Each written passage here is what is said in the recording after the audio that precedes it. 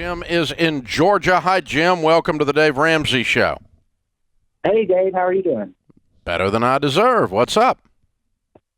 Had a question. Earlier this year, basically in January, I was unemployed and began my job search. Basically, ran up credit card debt probably the first 4 months of 2019. The next 3 months, I sold assets, etc. And the last, probably since about September of this year, had to fall behind on my mortgages. Stayed in contact with them. Basically, you've still not gotten a job?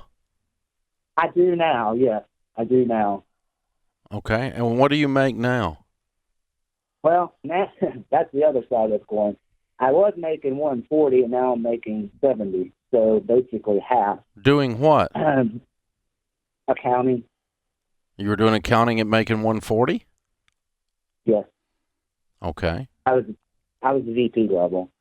Okay. So with that level, what I determined during my search was, let me back up. The first quarter of this year, I was kind of hanging on with the company to see if things, because they were in a bad position, and I was trying to see if things would turn around. And so I started using up, I started incurring credit card debt. And then after I kind of got through that, I started selling off assets. I eventually got a job, but I'm at the point now where I've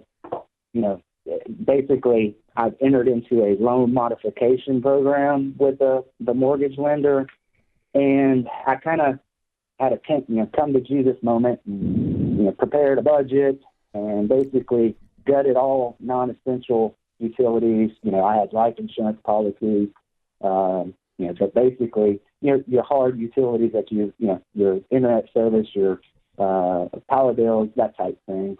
And I'm at a point now where. What is your house worth?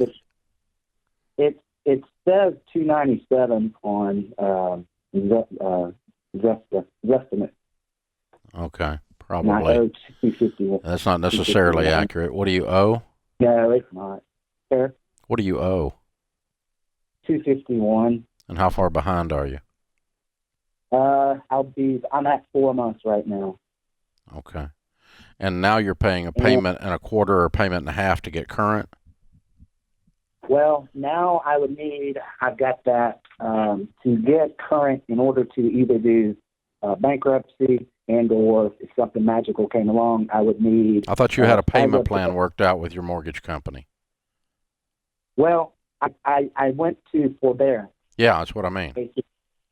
Okay, and then forbearance, I went through the forbearance, and I did not have a job at the time, and I only had like $10,000 in the bank, was what I was down to, so I paid like $20 for the forbearance per month, and this week I contacted them and let them know, or actually it was last week, I contacted them and let them know that I had a job, and they said, well, that's great, let's get you to a loan modification program. And when I'm done, I've done my budget for basically just my car, my mortgage, child support. Okay. Other than the mortgage, how much debt do you have, how much do you owe in the car? $40,000. Okay. Why do you still have it? Well, when going back to June, my credit was about 760. It was 787 in June. And when I started holding back payments to the credit cards, obviously it took a hit. And then when I went through the forbearance program with the mortgage company, also took hits. Okay, so you have $40,000 owed on a car. How much credit card debt do you have? $28,000. Okay. And what other debt do you have other than your house, your car, and your credit cards? Nothing. Okay. All right. In a Chapter 7, all unsecured debt becomes zero. All secured debt, you turn in the asset, or you agree to bring it current and pay the payments. Yes, sir. Yes, sir. And so if you kept the car and kept the house in a Chapter 7 bankruptcy, you would only be filing bankruptcy on $28,000 worth of credit cards, which is ridiculous. Right. Okay. In a Chapter 13, you pay payments on everything. If you could pay payments on everything, we wouldn't be having this discussion. I know that's the double-edged sword, my So friend. bankruptcy does not do anything for you. The only thing that's going to do something for you is selling the house and selling the car, which is what you need to do.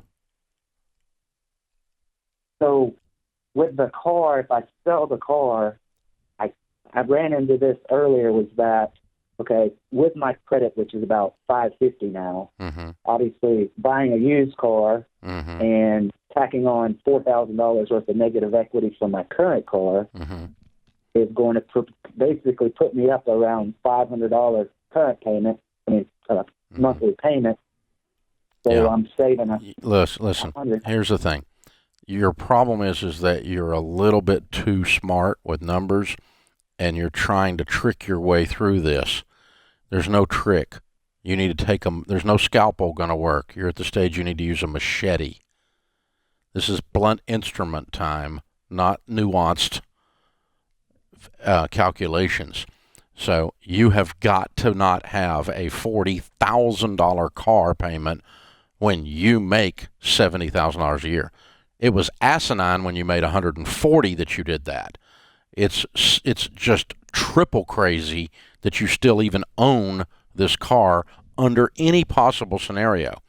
So yes, you have to borrow the money to cover the negative and get you a $1,000 car, and then you can work your way out of that debt, and you sell your house and you move into an apartment, and you'll get your life back.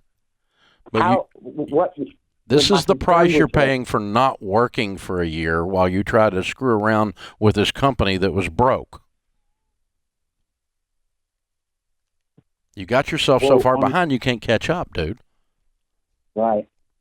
With the house, if I go to an apartment, they're going to run credit, which maybe my credit, or maybe you can find a landlord that'll just work with you and say, I'm an accountant, I make $70,000 a year. I've gone through losing some things, so I've got some dings on my credit if you pull it, but I'm in a position now that I can afford to pay your apartment bill, and I can show you my budget. Not all apartments require a high credit score to rent. Listen, you can rationalize the crap out of keeping all this stuff if you want, but you're not going to make it if you keep all this stuff. This stuff is going to leave. It's going to leave voluntarily, or they're going to start taking it because you don't have the money to pay these bills. That's what you called me about.